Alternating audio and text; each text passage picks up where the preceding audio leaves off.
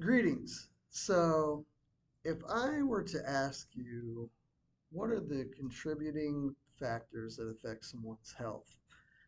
And the first answers you might give me are, what is the person's diet? Do they get regular exercise? What are hereditary things that come into play? And if you answered those things, you'd be half right. I'd like to talk about social determinants of health, SDOH, what those are and their importance and impact to people's health. So, what are SDOHs? They are factors that affect people's health, but they're not specifically health related. So, I'm going to give some examples, and whenever I do, these are just some examples of many different social determinants of health, or SDOHs, that you might hear about. The first one is where you're from. I grew up in southern Illinois across the river from St. Louis. In the areas that I grew up, we had a lot of oil refineries there, a lot of smokestacks there that where um, they burned things. And I can remember growing up, and whenever they would burn the smokestacks, um, you would get a sore throat and maybe a headache. And so those definitely affected us. The next would be where you work. So I have, or I had a brother-in-law. His name was Jim. He passed away at 38. He was a roofer and he died of lung cancer. And he was a non-smoker. So we have a strong suspicion that he was exposed to asbestos and that the roofing chemicals, those are what the doctors thought might have caused him to have lung cancer at such a young age. And also, it's not only where you work, but do you work? If someone is unemployed and they don't work, do they have health insurance? Do they have access to transportation to make it to appointments? How does that affect their mental health? So the next thing is where you live. Now, I talked about earlier growing up in Southern Illinois, and that's true. But also where you live, there are other things to consider. Are you in an area where you're exposed to crime? Are you in a neighborhood where you have neighbors that have certain behaviors or act certain ways? Your home, are there pests in your home? Are you exposed to mold in your home? So things like that, where you live, that's another SDOH that could affect your health. A person's educational background. What is their literacy? Do they have access to a good school?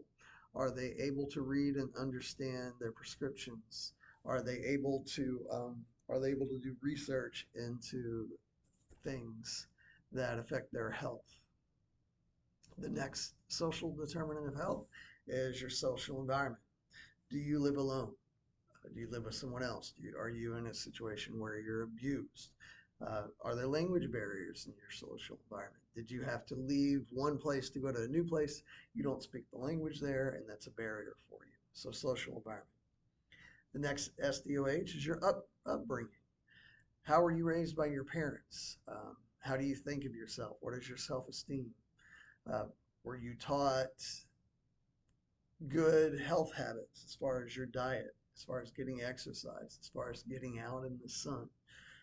Your primary support group is the next thing. Do you have a spouse at home that has a drug or alcohol addiction? Are you in a situation where you are a caregiver to someone else and so you neglect your own self? So, primary support group.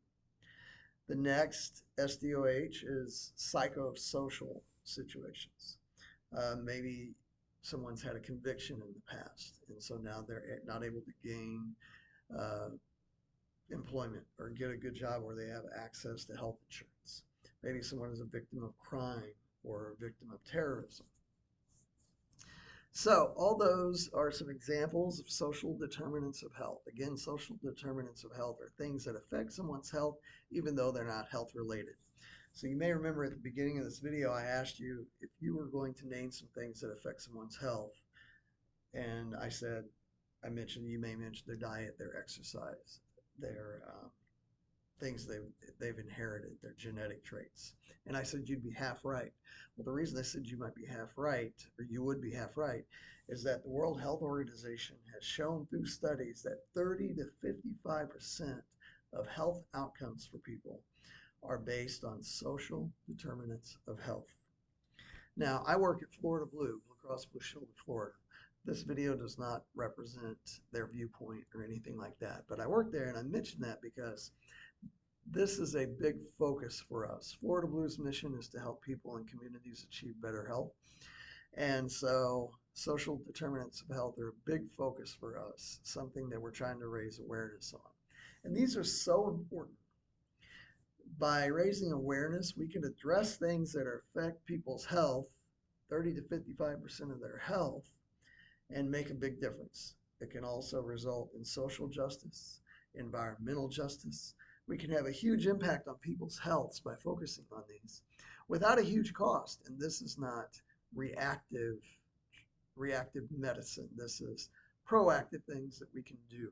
And in the end, it helps all of us because insurance is shared risk. So if we can help address social determinants of health to help people to be better about taking care of themselves and to be healthier, then in the long run, that would save us all on our premiums. So if you would, share your comments on this, what your thoughts about this are, and did you learn something? What are your thoughts around it? I'd like to hear your comments. Thank you. Have a good day.